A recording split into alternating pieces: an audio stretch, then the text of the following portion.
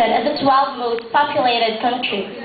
A report from the Washington-based Population Reference Bureau, the Philippine Star, said the country is expected to remain the 12th until 2050, with its current population estimated at 83.7 million, with an increase rate of 2.36% annually.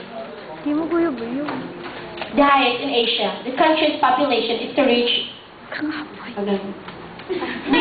We should implement this policy because it can solve poverty.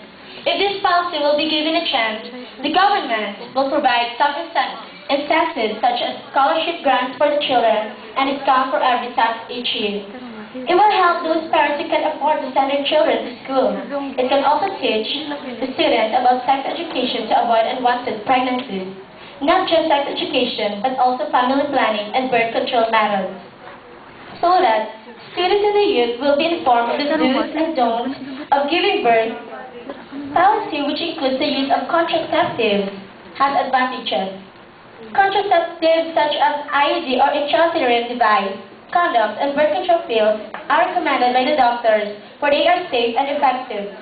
Condoms, for instance, can avoid infection against HIV and AIDS. It is beneficial to the family because they can concentrate on their work and spend less money. The parents will not have difficulty in taking care of their children, and they can be given enough time.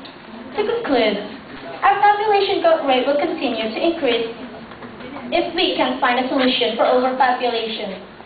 Many people in a single country can cause a lot of environmental problems such as illegal logging, deforestation, and global warming. This policy should be implemented because it gives many benefits and the child will have assurance to live their future brightly. According to BBC News, 7 years after introducing a two-child per family policy, Vietnam's population control program has become one of the most effective in the world. It can also happen in the Philippines if we implement this policy.